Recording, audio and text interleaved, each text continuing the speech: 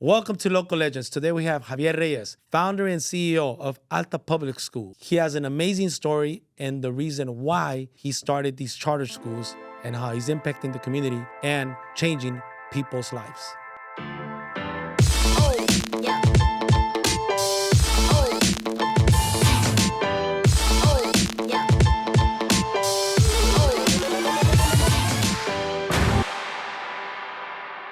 Javier, welcome to Local Legends. Thank you for having me. I appreciate that. I've heard nothing but great things about you through Appreciate Sergio. that. Yeah, same about you. And, Appreciate what you're doing. This is great. Yeah, I think somebody asked me recently, what's the purpose of Local Legends? I said, anything that contributes back to the community. And I think to make the next generation better. Something that either an entrepreneur, by serving. And so as we started this, I think Sergio probably brought you up. I think you were probably the second or third person. Like, you got to interview my cousin. Wow. And scheduling, calendars, for one thing or another, we weren't able to do it. So I'm glad and I'm thankful to now have an opportunity to speak to you. And Yeah, what a fantastic. great facility you got here. Thank you.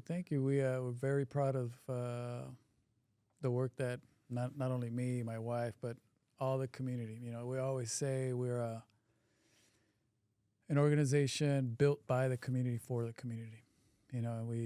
That's the thing that makes us really, really different. We know what our community needs. Mhm. We're a charter school. We started from zero, minus zero.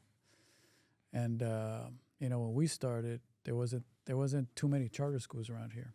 And charter schools are, I always tell our staff it's a revolutionary act, right? Because when we started, there was, in my local high school, which is Huntington Park High School, we had about a little over 50% of students graduating high school. That's a low number. It's ridiculous. And we're talking about generations, right, Mhm. of kids not graduating high school, right? So think about the impact that has, talking about economics, talking about just mindset, everything, vision. life, just length of life, health. I mean, it's all of that. It's all tied together, right? Generations, right? I have a lot of things in common with him right now because I don't think he understands the impact he's making. Because it's like me seeing myself at 15 years old trying to graduate, and I'm speaking to someone that if it wasn't for, I'm pretty sure you're going to get 30 years later, like me walking into a place called home, someone even thanking him, like, if it wasn't for you, I would say I'm probably the statistic out there in LA, and that's why I stopped at a place called home. So Wow.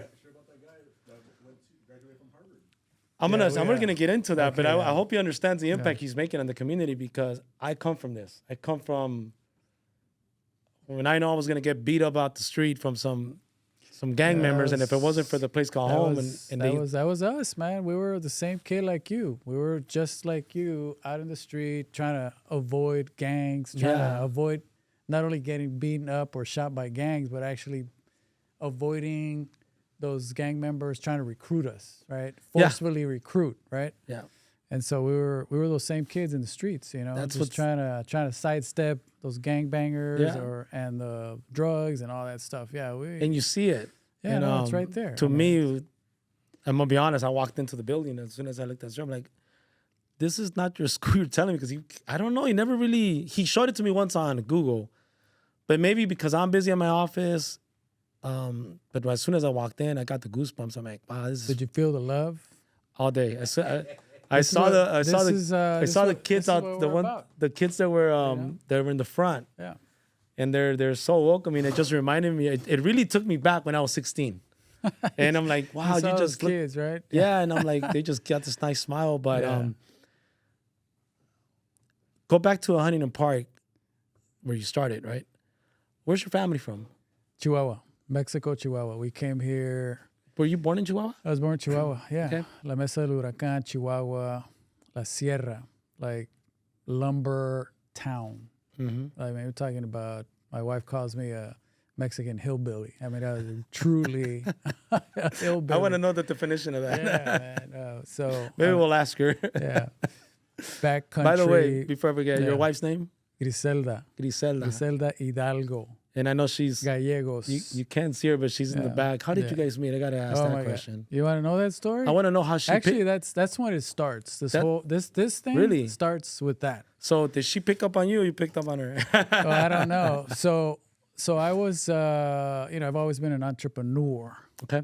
So my story goes back to Chihuahua, to La Mesa del Huracán when I was a Okay. kid, about 5 years old. My mom would send me and my older brother. She would make, those barrel ice cream makers. See? Yeah. So she would make ice cream in the house, and she would put it in a wheelbarrow, and she would send us out to go sell ice cream in front of the church, And so after church, when people got out of mass or whatever, people would buy us ice cream. And so, from that point forward, I kind of, I became an entrepreneur, But I didn't know that until years later, looking back, like, wow, that's where it started, And so when Griselda and I met, I came out in LA Times, back in the day. This is in the mid-90s, mid-late 90s.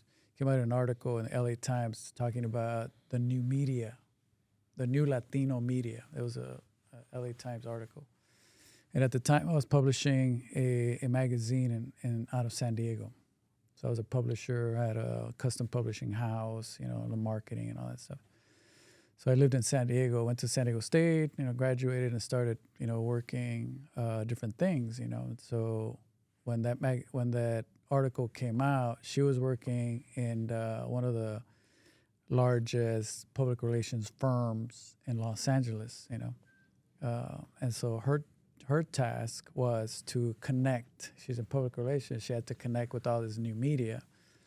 And so she was the one that called. She called the office, and then we started a conversation. And it was just phone calls, just kind of having a conversation with her. And I did meet her about, I don't know, a year later, right? Something like that. And I came to LA for an event. I had never met her. Everything was phone. It was just on the phone, And so, There was no FaceTime. So she invited me as a guest judge, with Jeff Gold, the food critic at LA Times. Yeah, okay. So, and other celebrities. And so I was a celebrity judge, and they did this thing in La Placita Olvera, and that's the first time I met her. And, I stuck around, and some of my friends were there. My brother he was a photographer. And she asked me, I stuck around, and she said, "Can you help me, or can I help you clean up?" After the event, they were doing some salsas, quién sabe qué, I don't know, some chile, some brand they were promoting.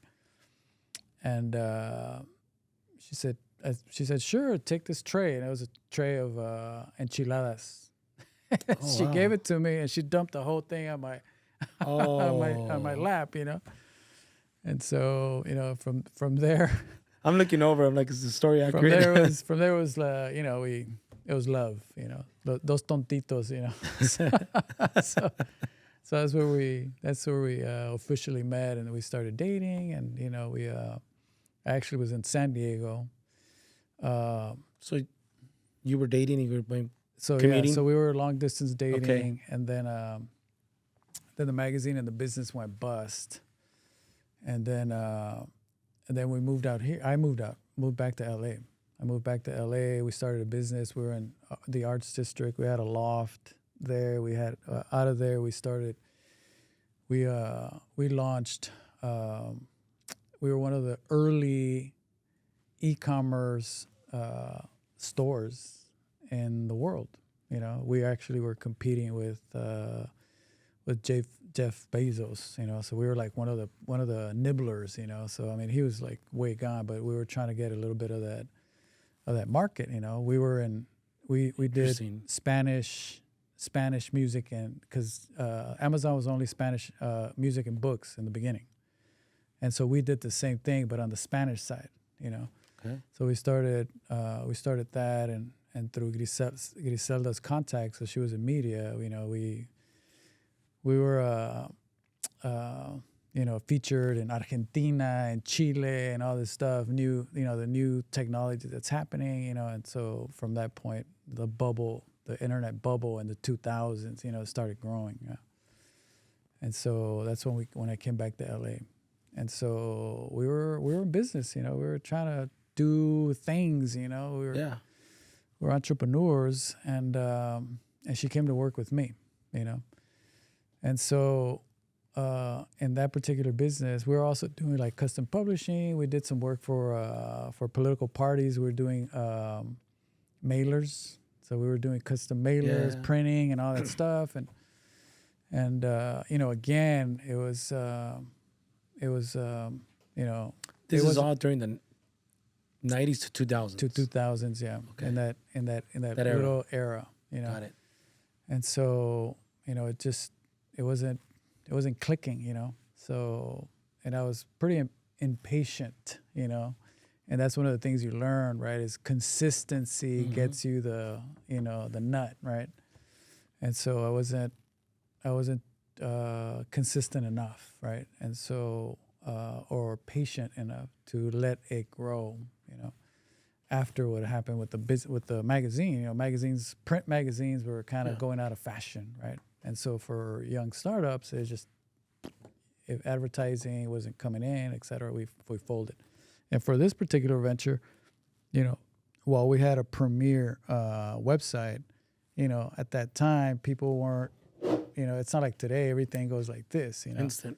At the time, it was like we had to grow our market, like manually even, And so it wasn't growing fast enough. And so bills had to be paid. We invested a lot of money into building this website,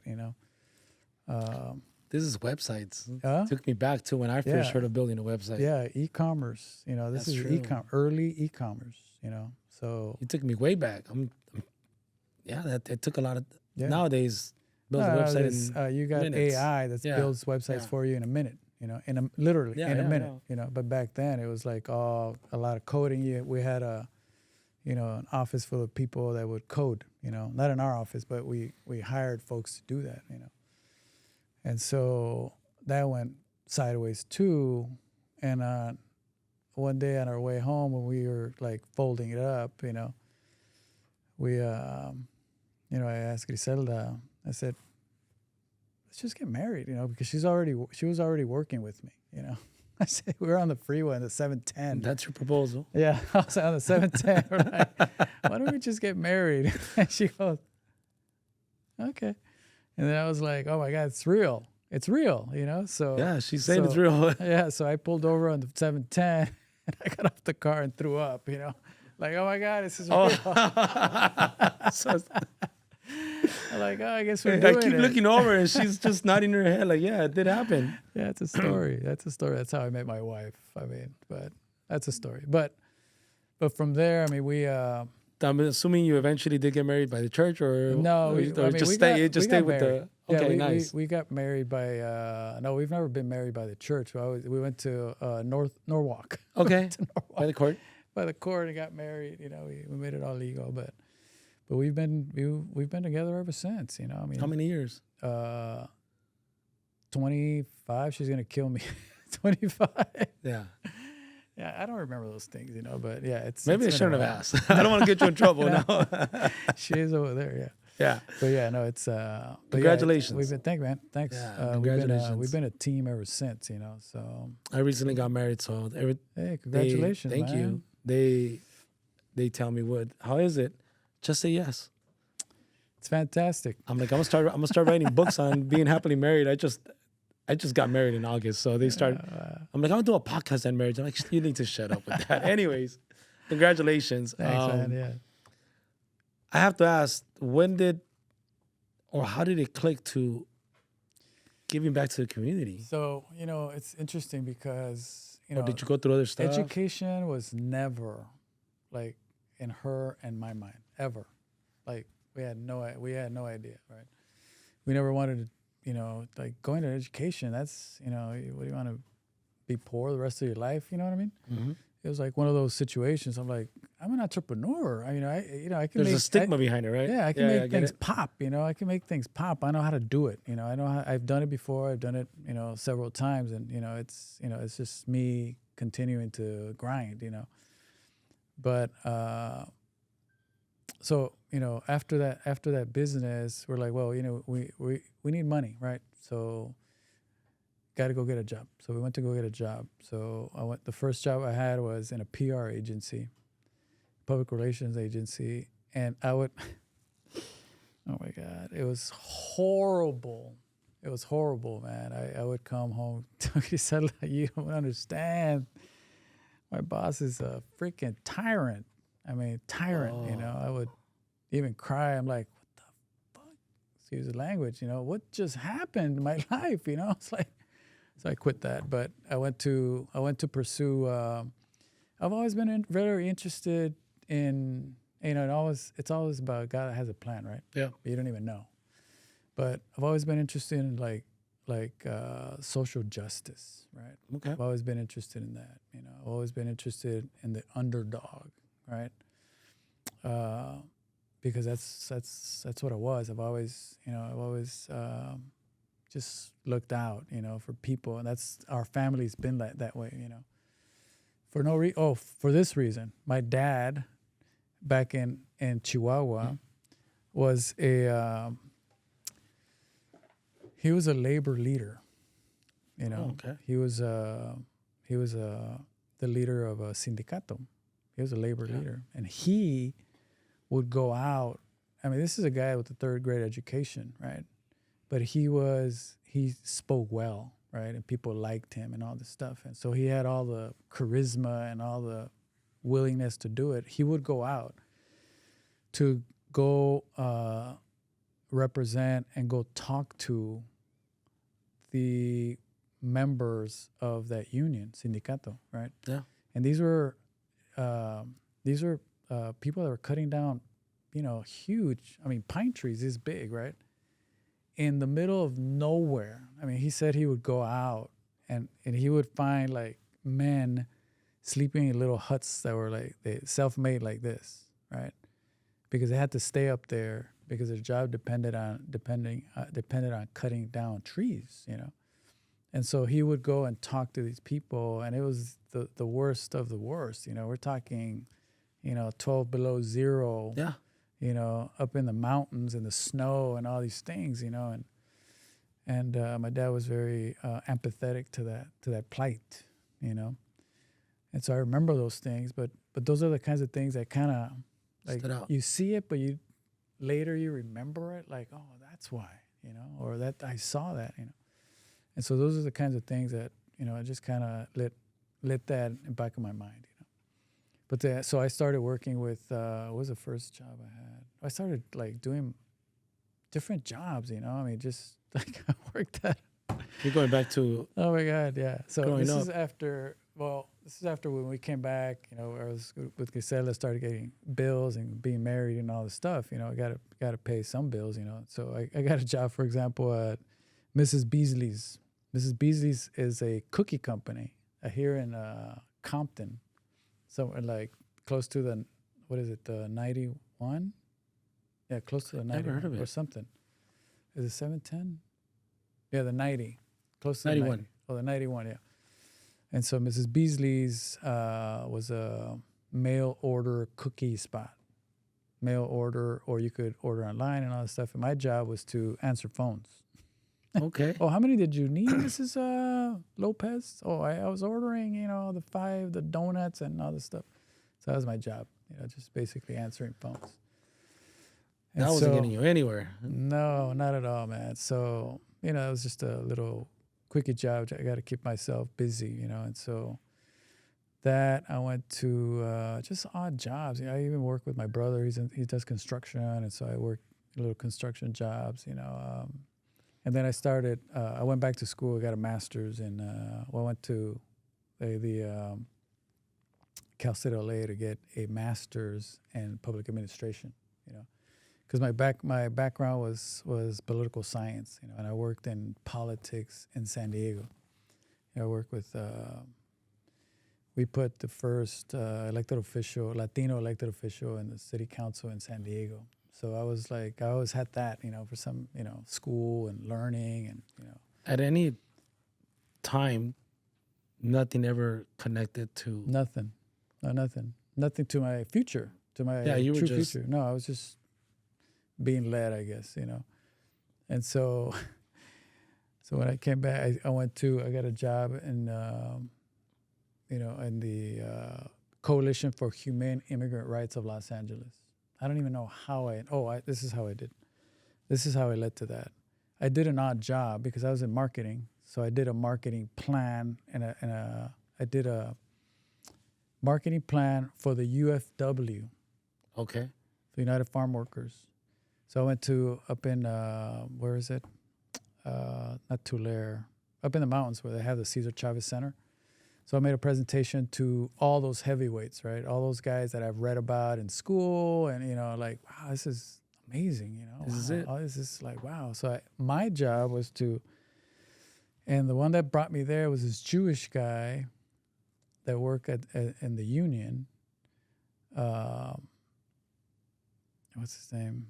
I can't remember his name now, but he took me there. He says, "Man, you got some stuff. You could do it." And so the job was, or the task was, to promote an apple out of Washington State called a fair apple, right? So meaning that the growers, they would have a sticker on the apple, and that the growers, kind of like what they do now with the coffee at Starbucks, right?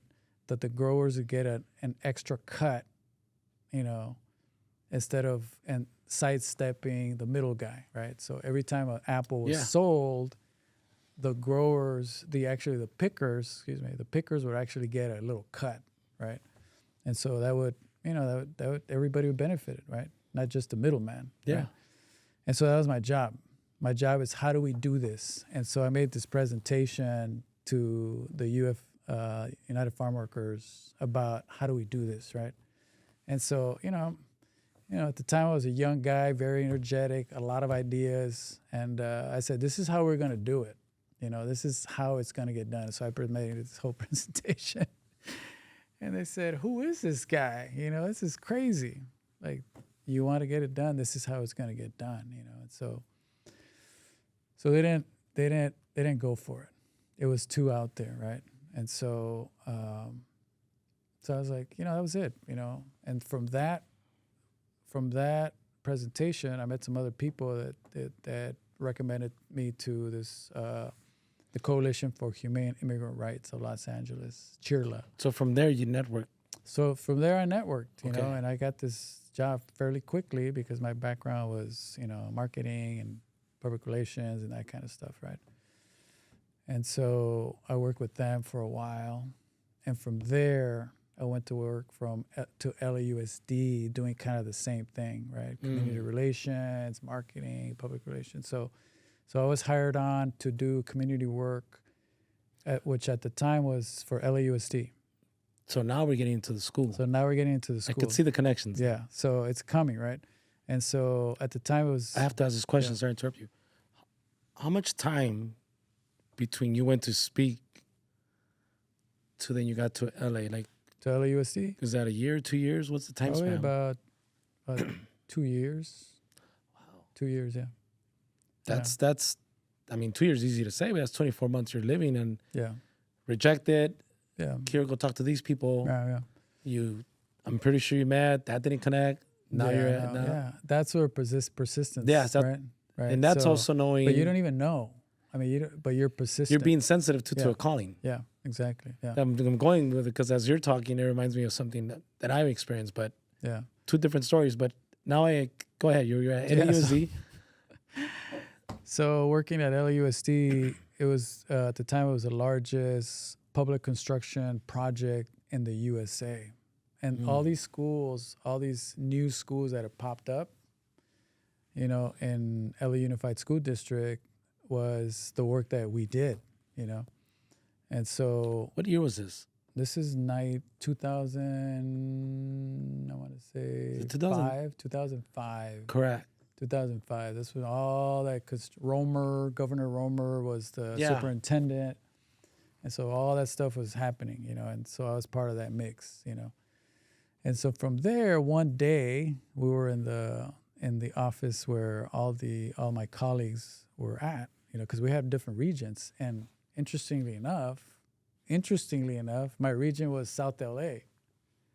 All Back- this region. You're back in your backyard. Back in my backyard. And so so one day this guy walks in, never met him, and he tells my supervisor, he goes, "Hey man, I'm looking for someone. We're looking to hire someone that can work with charter schools." I had no idea what charter schools were. None, zero. And so my supervisor goes, "Try that guy over there." And so I sent him my resume, and they hired me, with the California Charter Schools Association. And so at the California Charter Schools Association, my task was to develop charter schools, right? You're going back 2003? This is 2005, 6, about 2006. I'm sorry, 2006, 2007. Okay. Okay. So my job was to incubate. So they had purchased, or they were looking to purchase, a facility right down the street on, if you know Nadu or Broadway, Mm-hmm. Nadu and the railroad tracks. Yeah. Which is I think it's May. There was a large, huge warehouse and a former factory or something. And so my job was to prepare that site to incubate 3 different schools, because at the time, the biggest hurdle for charter schools was facilities. Yeah. In LA, think Yeah. about that, right? It's like, where are we gonna find Like land, housing. right? Yeah. And so it was even worse back then. So so that was my job.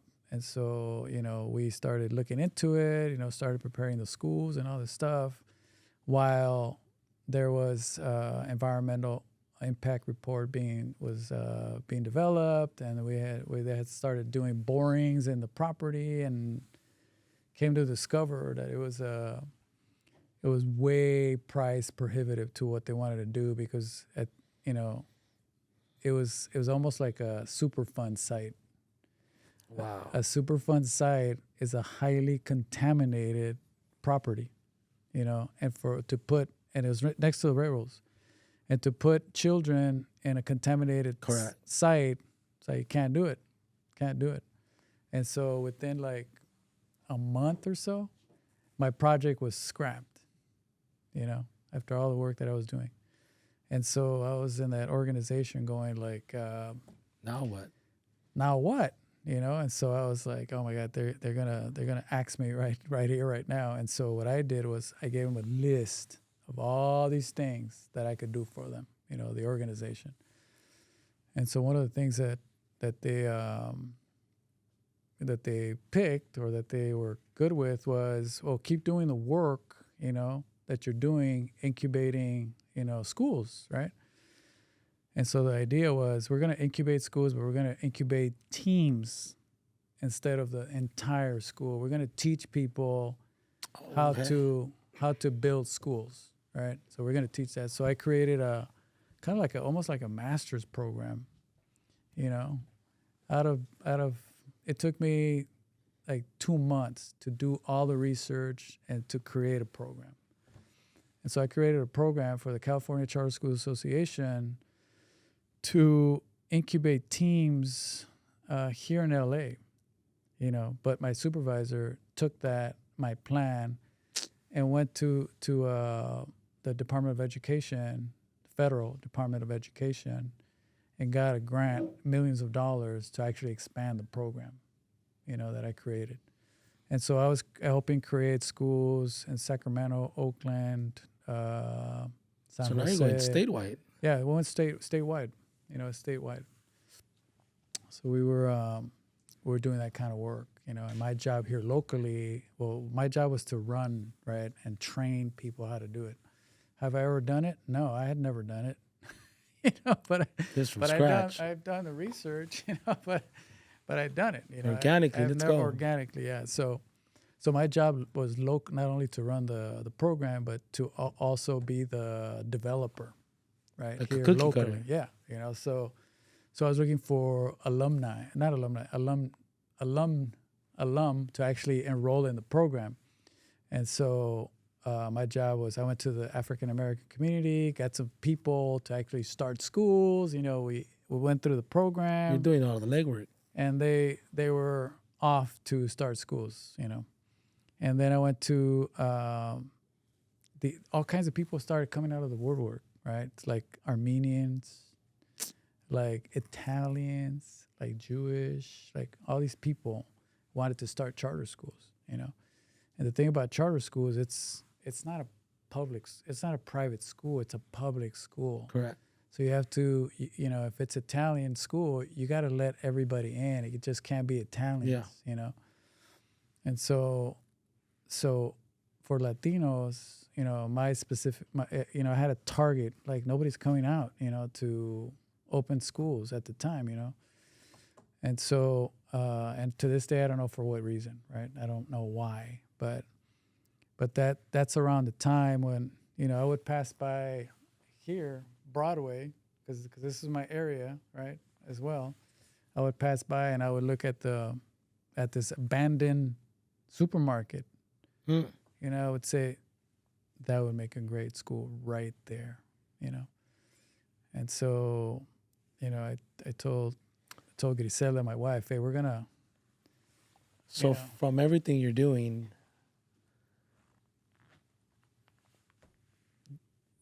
what some people might say it's trash, you saw the vision. yeah, big time. And because of everything that you're seeing, there's a gap. There's obviously a big void. I'm assuming back then you were like, why isn't the Latino community? Yeah. And you To saw this day, you know. But you saw an opportunity. Yeah, no, big time. Yeah, but I was, you know, in all the work that I've done, going back to that little kid, 5 years old. It's like it's everything's starting to connect. This is what you do. You know, this is what you start seeing your calling. It's a natural. You know, this is what we're supposed to do. You know, and so so we actually bought a house, our first house, when I was working at the California Charter School Association. We bought a house in South LA on 74th and Hooper. Okay. Yeah, close by. Yeah. We bought a house, and what year? Huh? What year is this? 2000, 2008, 2007. Yeah. That's probably when the market started. Yes. Okay. It started going down. Yeah. So and I have a story with that guy around those years. I'll tell you that story later. I don't know if you know. I don't know if he's told you that story. No. Yeah. This is all about that. You know, our story is all about that, right? Interesting. Because we were at the, you know, we're going down, right? recession. So we bought the house, you know, at the height of, but we're not in real estate, right? We're in love. We wanted having our own place, and we're like, wow, we fixed it up, you know, and all this stuff. And it was great. You know, my wife, you know, she grew up in, you know, the West Side. You know, she went to private schools and all this stuff, and I'm bringing her to the hood. You know, so on Hooper. It's on Hooper of all places. You know, so it was very different for her, right? Oh, and for me, you know, I've always, because even with the magazine, I always saw myself as a writer, right? So I wanted to write about my experiences growing up in South LA, right? As a Mexican kid, you know, growing up basically in a black community, you know. And so that was always like back in my mind. And so, but when we got there, you know, we're like, wow, you know, this community has changed so much, you know. Next door we had little apartments, and the other side we had some compas from Sonora or something that had every reason to have a party every weekend, right? And so we were like, and then across the street, we had probably the only black family left in the community, right? And they were like, they were older. And then next door to them, there was which I'd never heard of. I have never seen this, right? It was a family, I think, from Oaxaca or something. Mm-hmm. And one Christmas night, they were like, they're doing a dance? La danzas? 4 a.m, man. I was like, what the hell is going on? I'd never seen that. And so we had that family. And then on the other side of the African-American family was this, I think they were Central American. They love salsa. Mm-hmm. And so we had the norteños, we had salseros, and we had the oaxaqueños, or I don't know where they're from. And then we had this it was like a fourplex right next door to us. Their windows were like in our driveway. Yeah. And we would hear these kids, you know, like, wow, you know, the way they speak and all this stuff. And I'm like, oh my God, you know. And that's it started grinding, you know, back in my mind too, like, wow, man, you know, our kids need a lot of help, you know. And so it kind of all went like this, dovetailed, like, we got to start this school, you know. We got to do this thing, you know, for the community, you know. And so this is when the peak of the market started going down. And we're like, we have actually filmed all this. We have a documentary, by the way. So Really? we said, look, are we going to fight for the house? This is Griselda and me having this conversation. We're going to fight for the house to keep it and, you know, just kind of be okay with whatever. You remind me of who said this right now? I don't know if it was John Maxwell that just said, there will always be a crisis, but don't forget of the vision and the goal you have in mind. Yeah. It would push you, but it can redirect you to something greater. Oh, it's as long as you fantastic. continue staying with the same goal. And I wrote it down. I just wrote this down about that's the best thing that happened to us. because you're telling me because Best thing that the happened economy's to going down. Yeah. You're telling me about obviously about your home, and I just read that, and then I heard it, I think 2 days ago, and I wrote it down. It said, "We'll always have a crisis. It will push you, but don't lose focus on your goal. Yeah. It sometimes redirects you, and it would actually make you stronger." Yeah. And I wrote that down. And I shared it with some friends because I like to. Sometimes when I read things, I like to share the quotes. Yeah. Yeah. And you're sharing your story, and it reminded me of the quote. Yeah. No, that's exactly what we did. You know, that's exactly what we said.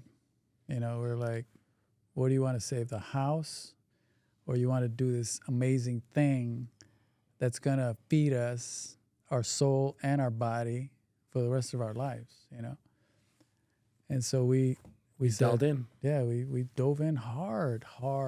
I mean, so hard. We had no money.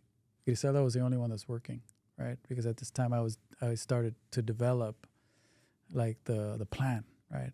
The plan. The thing that I was teaching people, I was going to do it myself now. Now it's for you. That's for me. And that was the whole thing, is like that I was That's being like a prepared, preparation. You know? I was being Yeah. prepared In for hindsight. that, right? Yeah. I was being prepared for that. And we just went full on, man, with no money, no house, you know. Wait, and so you end up losing the house. We ended up losing the house. We went to my mom's house. We went to my mom's they took us in, you know, for a bit. And then we kept going with the school hardcore, you know. And so we got it off the ground, and, you know, the first. I must ask this question. I know your wife's in the back listening. How strong is communication at that moment as a married couple? Oh my God. You know, it's funny because one of the things I used to teach people, because remember, I did a lot of research, right? Mm-hmm. I did a lot of research about this. I talked to people that have done it in the past, people that are still trying to get it off the ground, all these things. And one lady that opened up a school out in the valley somewhere, she said, this is early on. This is even before I was going to dive in. She said, one of the things, you know, the thing about starting a charter school is you're either going to go broke, you're going to get a divorce, or you're going to go insane, because it's true. It's the hardest thing we've ever done. The hardest thing we've ever done. And, you know, we're not out of the woods. This is every day, you know. Mm-hmm. We're still doing hard work. We're in the front lines, you know. Yeah. And so we were okay with that, you know. We were You okay. just knew the vision. Both of you knew the vision. No, yeah, no. This blind faith, like just blind faith. We burned the ships. No going back. Burn the ships, you know. Burn the ships. You know, we had with zero money, zero. You know, started knocking on doors. You know, the owner of the property where the elementary school is, we went to knock on his door. It was a huge gate, huge. Must have been like 20 feet tall. I was like, the camera looking at me like, hey, I'm here to talk to you about the property. Like, he's not here. You know, he's not renting, because we wanted to rent it. You know, he's not renting. I said, okay, but I want to talk to him. And so he finally talked to the guy, and I said, listen, man, I want to get that property. I want to lease it with an option to buy. And I need it by this date. And so he looked at me. He's like, this fool's crazy. He said, okay. And so he leased it with an option to buy. And so Is this the one across the street? this is the one across the street, yeah. That's the one you pointed out to me. Yeah. That was a supermarket. Yeah. And so it was rat infested. It was dilapidated. It was horrible. Horrible. What year was this? 2008, 2009. Yeah, 2009. that's when it was rock bottom. Yeah, rock The bottom. recession. Yeah. That's when I have a story with that gentleman back there. Yeah. That's when I call that my paper bag era. I would get my lunch. In the line, I would go buy tuna, 2 lids. I would buy 10 of them sometimes. And they used to cost, back in the days, it used to cost, what, 60 cents? Yeah. You buy, sometimes they're on Yeah. special, 3 for $1 or something like that. So I know that era very well, and that's when I lost majority of my money. I was left with almost nothing. And that's when I started a paper bag. I would take my paper bag as a lunch, and I'm in real estate. I'm a realtor. Yeah, I know. It's And Feast I'll share the story with Sergio, but feast or famine, yeah. so what you're saying is when you buying this property, you get the lease, and if people understand the times that America's going through, Yeah. gas is what, $5 like it is now or higher. Yeah. People are unemployed. People are losing their houses. They're doing short sales, and you're getting into a property that's rat infested. Yeah. But the your worst, vision- The worst. But the you had a worst. strong vision. Yeah, you know, so we walked in, opened up the gates. You know, they still had a roll-up gate. Yeah. We're like, what the hell is this? You know, it was horrible. It was horrible, but I saw it different. Mhm. You know, I saw, wow, this is gonna be a great school, and we had no money. We couldn't even pay the guy's rent. Actually, what did we do? We took out our 401ks and all that stuff. We cashed everything out, and Grisela kept working, you know. And so we were able to pay a couple of months' rent, you know. How long did it take you from day one to? So when we walked into that, I think probably about, God, man, I don't know, 6 months. Wow. 6 months, you know, 6 months. Those are long days. So, I mean, those are beautiful. To me, they're like, wow, man. And we have it on film, you know, all this stuff. When we walked in, everything. We have, because... Do you still have access to that? Yeah. You do. It's on our website. But... Make sure we get that. yeah, but we have... Yeah, it was... yeah, it was... those are... looking back, like, wow, man, we were, like, super driven. Like, we had no... You were just focused on the no goal. qualms about Yeah. what we needed to do, you know? When was the first day you guys opened? And So we opened September 14th, 2009. okay, We opened up with, I think it was like 80 students or something like that. Opened up with 80 students, man. how many teachers? I think it was about six or five or six teachers. Yeah, 80 students. 80 students. Yeah. So that's almost what, 12 or 13 students per. You know, we had hired everybody, you know, and it started off from there, you know. How many students do you have now? Well, at the top of our game, we were at about 1,300 students. 1,300 students, yeah. Now? So now we have about 800 students. Yeah.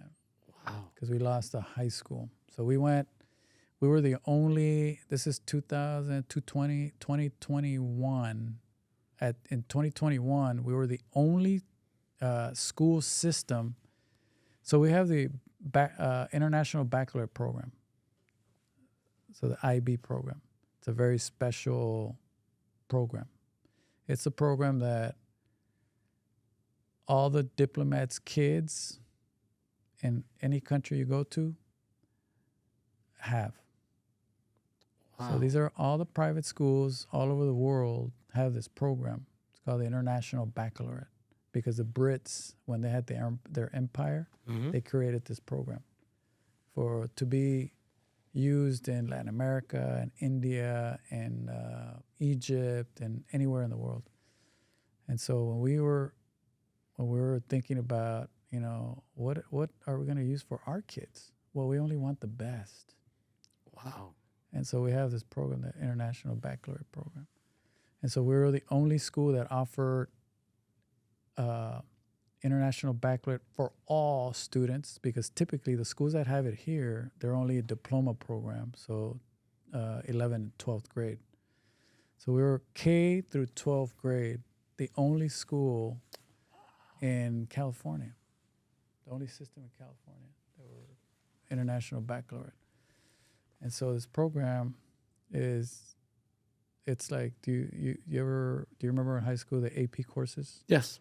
So this is top of the AP courses. Interesting. So this is even more rigor, because the tests that they take, they are proctored and scored by teachers all over the world. That's what you have. So so anytime you take a test, a professor in India corrects your paper or scores your paper. So it's not like, Mr. Reyes, the high school teacher that does it. No, it's like this. I mean, this is like taking our kids to be able to compete on a worldwide level. So that's what we created. But unfortunately, the politics, and we had it for 5 years. So every year we grew the high school, and our first class, we had just amazing results. Kids were graduating to great universities. Princeton, Stanford, UC schools. You were just saying somebody came back, a student from Harvard. Yeah, no, Princeton. Princeton. Yeah, we didn't have quite their Harvard, but we have Princeton, Stanford. So I mean, kids from South LA, man. So we did really well. But we're in an environment where the politics aren't in charter schools' favor. Earlier on, I told you, starting a charter school is a revolutionary act. Correct. And so we're like the educational insurrectionists, and so we couldn't have the same old, and so this is why people start charter schools, Yeah. and some are like people like me. I mean, and Griselda. I mean, we're that type of people, We do the stuff that people aren't going to do, for our kids, but they're a very successful charter school conglomerates, right? I mean, you got KIPP, which is a nationwide charter school chain, right? They have, I've heard of them. thousands of schools, You have Aspire, hundreds of schools in California, all these big like conglomerates of charter schools. But us, we're a community school. We're a community school. I could have done the same thing, right? Just started a chain, but that's not you. That's not me. I could have done it. Of course, I have the wits and the smarts to do that. But that's, I'm not a franchise kind of guy. I'm an education guy. And so that's the reason why we got into this, right? To take care of our community. So our kids got the International Baccalaureate, best program in the world, in my opinion. Our kids, back in the day when we were down the street, our parents couldn't afford to take 6 kids even to downtown, Mm-hmm. or let alone Disneyland or, stuff like that. So our kids travel. We've taken kids to, every year except for COVID, Washington, D.C., New York, they get to see the world, That's awesome. They Man. travel, they get to see their own damn city, which is a world-class city, You And expand their mindset. yeah, a lot of kids don't realize that. Families don't realize No. it, It's like, so we try to do that for our kids, And so all that stuff, we cook better meals than the traditional public schools. We have our own kitchen now. We serve other schools the meals that we cook, Really? So Obviously you're with the school, with education, and now you're into the health. well, it's because some of our kids, it's the only meal they'll have. I could. When you say that, that obviously I was telling you about my story. Yeah. I remember a little testimony. It's I wasn't going to graduate, and I think it was one of my friends that told me, "Why don't you try night school, Jefferson High School?" I didn't know any better. To me, that was the best area. I still think it's a great area, but in the 90s, it's different. Well, try getting out at 6:00 in the afternoon and on 41st out there, and didn't help probably maybe the way I was dressed either. But I knew that if I went out again at that time, I probably wouldn't be home. Wow. Yeah. And in my mind, I'm like, I'm not graduating. Like, I don't know how to tell my mom. And then someone told me, no, I'm lying. I saw a kid and they would wear this shirt that said APCH on the back. Very hipster, right? And I thought it was like, is that a gang or is it a new trend? And I had asked, like, where's that? Where do you guys get that shirt? What swap do you guys buy it at? Right? I think it's gonna be the Alameda. They said, no, it's an after school program. It's called a place called home. And so then I asked some questions, and they're like, oh, it's for kids that just can't graduate or you want to go kick it. Well, then I asked for more information. I went over, and that's when I met Deborah. You went by yourself? It was on my way home, by the way, because Wow. I just had to walk down Central, make a Wow. left on Adams, and Yeah. going back to 24th and Main. And I walked in, and I remember there was a room smaller than this, small little, like it was in the attic. So the church was the bottom. and then we had the basement where they would teach. And they had foosball. And by the way, when I walked in, I saw the foosball. So every time I see foosball, it reminds me of two things. Me going to Guadalajara and me at a place called home. And they were playing foosball, and there was a TV on, and they were eating pizza. And they had cable on. I didn't have cable. I couldn't eat pizza every day. And they're playing foosball. And I'm like, this is cool. Yeah. And it was mixed. Yeah, that's great. You have both cultures right there, what we like to call the Latinos and the blacks. Asked for help. What are you failing on? I told her it was math, science. We have a science teacher. And I remember it was so cool because at that moment I wanted to be there. However, I couldn't stay there too long because now I had to walk back home at 6:00. And you walk down all Adams Boulevard. Yeah. It's not going to be safe for you, right? And there was a lady, and I don't know whatever. I would always, if I ever find her name is Gretchen, that was her name. I'm hoping she's alive. She was like the only white girl there. I'm like, hey, Gretchen, what are you doing here? Like, where do you live? She's like, USC. So she asked me once, like, I didn't see you here yesterday. Where were you at? I said, I can't stay here too long. So I got to go back home. Where do you live? And I said, Main and Adams. Why can't you just walk back? You just can't walk these neighborhoods at night. She had a Jeep. Well, now the Jeeps are in style, by the way. She's like, I'll take you back home. And that's the only reason why I graduated. Wow. Because if it wasn't for Gretchen, another lady, Karen, that her name, and Deborah. And I forget the man's name. He was a science teacher. And that's the way I graduated. So what you're doing, I thank people like you because I'm certain there's going to be so many stories in 10, 20 years from now. I know you impact their life. And sometimes, I still, when I talk to Deborah, like that was probably 12 years ago, I was able to speak to her. She didn't really remember me, but she knew the people that I came around. And I just thanked her. I said, you don't understand. Like when I first came back to a place called home, I held my tears because I'm like, dude, this is, for me, this was home for many years. Then they opened up that place on where they're at now. So what you're doing is great. It's magnificent because now you're impacting kids' mindsets. You're impacting their health. You're impacting the parents. Yeah. And I always say, you never know. It might be the next president that's coming out of the Never neighborhood. know. I mean, that's what we hope, right? I mean, we have some incredibly bright kids, you know, Mm-hmm. and we have a lot of kids. Believe it or not, the majority of our kids come with a lot of traumas. Mm-hmm. You know, just living. I mean, just you, right? Well, the story that you just told, that's a trauma, right? Mm-hmm. You know, our kids come with multiple traumas, right? And some kids come with, I mean, we all do, right? With generational traumas, right? Mm-hmm.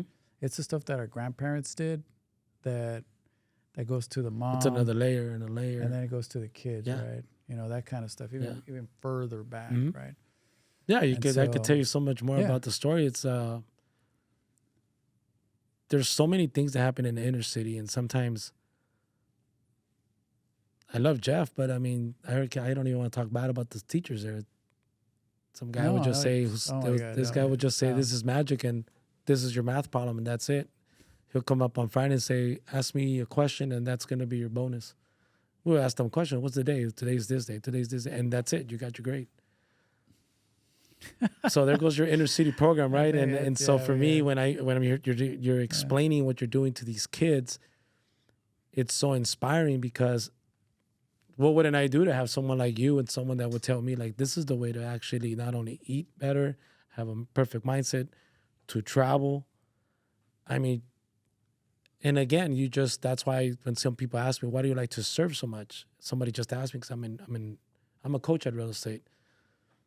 And I don't think it's just real estate to me, it's life. Yeah. I said, if I impact someone's life on a daily basis, I fulfill my purpose. You're a teacher. Because You know we're hiring. There we go. Go for the close. But I just love to serve because I was just sharing this with somebody yesterday. I said, you never know the lack of somebody growing up. You never know. I mean, I went from lacking having a father. He died when I was 9. Being at General Hospital, somebody was just feeding me. Wow. And so, again, those are one of the reasons why I don't want to. That was his goal. His dream was to watch me graduate. Wow. And here I am looking at cameras, speaking to someone that's impacting the community. So I would have never thought that. But in my mind, I wanted to fulfill my father's dream. But where I was living at, it didn't. You could find all the excuses, but it's sticking to the goal, sticking to how do you figure this out? How do I get out of here? Yeah, And so I think you're doing a phenomenal job. Keep doing. I mean, I tip my hat off to you. And I told you, I don't know if the cameras were rolling, but any way I can help, I'm here to serve. We appreciate that. You know, it's definitely not a one-man show, right? We have a lot of people that have joined that actually are like-minded, right? Because you don't come to education, and I truly believe this, right? If it's not for a calling, right? Mm-hmm. Because I mean, the good teachers, administrators, it's like they're called to do this work, you know. And so the people that the team that we have, we're like, you know, it's an affinity club, Mm-hmm. you know. It's like we're in the same mission, right? Mm-hmm. We're in the same mission to change lives, right? To educate kids, you know, and it's and that's what we got. That's what we have, right? Teachers that are, you know, making, you know what they make, you know. I mean, it's a crime, right? Yeah. For the work that they do, especially in the inner cities with our kids, especially after COVID. It's I wish Sergio could tell you the stories how many times when I'm doing my teachings at my class, my office, and I always say nicely, you know, real estate, you do a lot of money. Only if you work. But I tell people, you know, hard work. I mean, everyone define hard work, but I always go back to teachers. I'm like,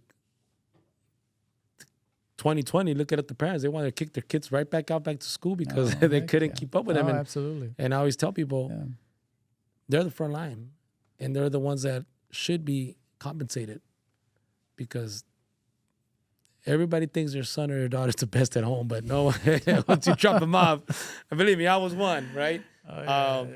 I mean, I would love to continue. I would love to come back because it's been an hour, and I don't even think we even Scratch tapped in. service, yeah. No, there's a lot to talk about. There's so much, you know. I mean, I'll share a story with Yeah. you with Sergio to get a little story back. I think I'm going back to 08 or 09. I'm broke. You know, I don't make sure when I mean define broke, I'm broke. It's just funny. It all this is all. It's interesting. It's all coming back to today. I'm on my way out, and he's walking in to the office, and he stops and he said, "Where you going?" I said, "I'm gonna go eat. Let me join you. Let's go." We went. There's a Burger King on Paramount in Florence. It's still there. I think it's still there.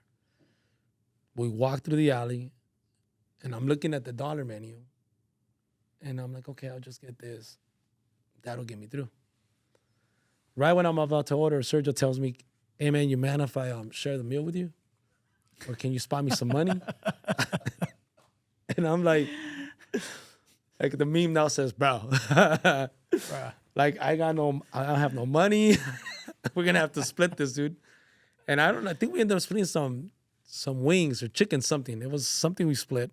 We shared the soda and the fries. wow, man. And we were there talking, and I remember looking at him and I said, "Sergio, I'll be damned that one day you and I are gonna have a steak and money's not gonna be a thing to us. Just remember this, man. We're gonna go somewhere now." I'm like, if I get there first, wherever I'm doing, I'm not gonna forget you. If you get there, don't forget me. And we connected years later. And then that's why I go back to, I thank him because he connected me to you. And I always remember that He's story. a good guy. They're a great guy, and he's got so many things going his way right now. But it circles to what it's like. You don't know who you're connected to in this world, and we lost connection for about several years. Just called me back on a Sunday. And I always remember it was around 3:00. He asked me a question. Ironically, I was looking for someone like that. I'm like, dude, just come to the office tomorrow. And we've been connected to the hip for like almost over a year now. That's great. And so that's how this got created. So I want to make sure I share this story because I mean, that's how I got connected with Javi, because I showed him my work, your work, oh, really? and then he's like, Yeah. "Dude, that's what we need at the We need that. So then he tells me, "Can I borrow your drone? Take it." So a lot of the equipment, because I'm a big believer, like the more you give, the more you're gonna receive. And I'm like, look, if it's something for a good cause, just do Yeah. it, man. Take it. Yeah. So I mean, I really thank you from the bottom of my heart to give us the opportunity. I know you're a busy guy. No, man, this is And great. Appreciate it. I would love to do it again. Yeah. I know we're just. Mi I'd love to have your wife. Mi casa es tu casa. You're barely on like I didn't even get to how we got here, and I know for the purpose of podcast, we like to condense it to an hour. But you didn't ask him. You asked, yeah, I mean, you didn't ask about like where you come from. It completely We- stopped we and went straight to stopped. Grizz. I would love, but that's how we got another podcast through my house. We just started. I mean, if you don't mind, just let us know your schedule. Yeah, no. I'd love to come back. Maybe I could get your perspective. But I gotta ask you these questions because we always end it with some fun stuff. So we gotta call it the rapid fire. We could call it. Maybe we have to do that. But you don't know. And believe me, I have some of the questions I've asked all the people. We've done it. If you had to meet one person, dead or alive, back in the present, who would that person be? If you had an opportunity to meet them, it could be your own family. Oh my God! Wow, there's so many. Oh, so many. I mean, I'm a big reader. I love art. Okay. Art.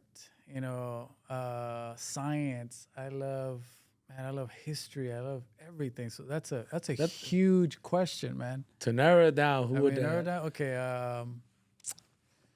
It could be a musician. Da I don't Vinci. know. Da Vinci. Leonardo da Vinci. Yeah. That's a good answer. Yeah. Favorite movie? Favorite movie, The Piano. Oh, The Piano. okay.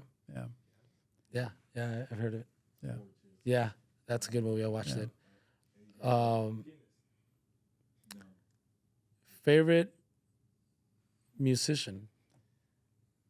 Man, you're talking to a guy that's got like I know. Like the actually, White Library. one of them that I've been thinking about lately is Prince. You know, We were just talking about Prince during lunch. Yeah, I've been thinking about Prince for some reason. You know, like wow, this guy. I mean, he had Prince an or Michael amazing- Jackson? Prince or Michael Jackson? Yeah, I they would always say come- Prince. Yeah, Prince, yeah. definitely He was a musician. musician. I mean, Singer, writer. I mean, he was He had it all. performer. Yeah, he Yeah. was, Are you into basketball? I am. Yeah, I used to be. I used to play. The thing about sports is, I like to do sports. I don't follow sports. Okay. You know what I mean? That's. Did you ever have a favorite NBA player? Actually, I did. It was one of my favorite was Lambeer, old school Lambeer. Yeah. Yeah. He's a that was a big he wall. was a crazy couldn't- white guy. Yeah. Yeah, and there was they had the Jordan rules. Yeah. The Jordan rules, yeah, they had the Jordan rules for sure, right there. One place in the world you still like to visit? I would still like to visit. Yeah, man. Let me see. What's somewhere? You know, I was telling my wife about this. So I basically grew up, not my formative years, but grew up as a man in San Diego. And I was telling my wife about last time we were in San Diego, which is a couple of weeks ago. You know, I told her about this event that happened in my life, you know, in San Diego, you know, going down the 163 freeway. I don't know if you remember, or if you're familiar, but when I went from here to San Diego, I thought it was the most beautiful freeway ever built, created, and it's the 163, you know. And one day I had a car, and it was a convertible, and I think it was mine. I don't remember which one. I had so many cars, but it was a convertible, and I was going down that freeway, and I was like, wow, this is amazing. And I got off the freeway, and when I stopped in that intersection, it was an actual stop. I had an euphoric experience. I don't know if you've ever experienced euphoria, you know. So I had a euphoric experience in that moment, you know. And I took her back to that spot, and you know, I've never felt that feeling ever in my life, you know, after that, you know.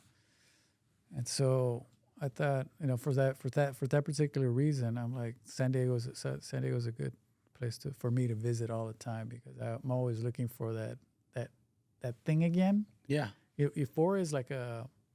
I meant to ask you. Never heard of that word, so I gotta. Euphoria. Well, I'm in a school, so I gotta learn right now. It's like almost like a mystic experience. Oh, okay. You know, it's like but it's not induced by drugs. It's not induced by anything. It's like a mystic, spiritual experience. Like I felt that at Sedona. yeah. I didn't know what happened. There's like a church on top of a rock. Now my wife, we sit there. I sit down. She's in awe. She's visiting. I must have felt like that scene from The Lion King where they're just looking at the sunset. Mm-hmm. I was just in awe, very. I couldn't move. Yeah. I was just admiring the nature. Yeah, that's She sits down with me, and I'm like, "Hey, just sit here. Like, just check this out. It's so peaceful." We sat down for about another 10 minutes. Then we found out why people go there. yeah. Right. I didn't know. We were there too. We're just zoned out. And I Yeah, said it, and I told her I want to go back and just relive that moment. Yeah, that's Um, those are really special moments. Yeah. You know. yeah. You know, we've had many moments, but you always remember when and where, what was going on, and Oh, yeah. so San Diego, for me is always a place to go back to. Nice. San Diego, San Diego. yeah, it's very nice, it's very cool. Man, I'm sort of like in a way, I don't know what the word is. Like, I hope he understands the impact he's doing in the community, because I think I've said it like 3 or 4 times, the impact you do, and to know that it's a blessing to me. It's an honor for me to interview someone what you're doing to the community, because I know what those kids out there feel like Yeah, I know. when they don't have. They're telling them you're not going to graduate. That's what they told me. You're not going to graduate. Just being able to stay somewhere at after school program, and to see the light and to know how it feels when you graduate, cross that stage, and to know who helped you. And years later, I still drive by there when I pay PCH, and I tell my wife, like, if it wasn't for Deborah, and I always remember her, if it wasn't for Deborah and her vision, now they could say that about Javier. I don't know where I'll be at. And I'm pretty sure there's going to be a lot of the kids saying that about you. So thank you for doing that for the community. We're just passing it on, man. Yeah. Just passing it on. Somebody did it for me. Mm-hmm. When I was Somebody in might be school. watching this. And That's the thing. We pass it on, man. Yeah. That's the greatest gift, I think. Some people do it every day with their own kids. Mhm. You know what I mean? We just do it with a lot of kids. There you go. But we're really blessed. I mean, it's really, really, really hard work. Really hard work. But I go outside sometimes. I take care of the yard for the kids, make sure they don't get into fights or scuffles or whatever. And I that's try- like a whole different topic, huh? Yeah. Oh, absolutely. We haven't even talked about education. Man. Wow. So I look at the corner and I see kids laughing. Like, that's amazing. Joy. Like, Yeah. we have joy. We have liftoff. Yeah. So that gives me joy, right? So that's my purpose. That's deep. But it's 90% of our time is spent with 5% of the students. And those other kids that nobody cares about. Wow. And so we have a huge task here, man. Most kids are self-directed. A lot of kids come from great families, and they just need direction, right? Somebody to believe in them outside of their own family. But some kids have parents in jail, parents have passed on, living with their grandparents. I mean, we have some crazy cases here. And it's we're trying to do our best, man, to provide all kinds of services for these kids. In some cases, you're probably the only light. Don't dim it. Yeah, no, and some of those kids they come in blind, man. Yeah. Like blind, not physically blind, but like blind to everybody. Yeah. Except their own pain. Mhm. It's like it's sad. Believe me, I know what you're talking about. Yeah, Yeah, I do. I mean, I said, man, I want to come back. But thank you so much, Javier, for you, brother. investing. I know it's after hours, and we got to do round 2 on this. Thank you. Maybe we brother. could walk It's the a pleasure. campus next time. Yeah, no, absolutely, man. Mi casa es tu casa. Gracias. Yeah, man.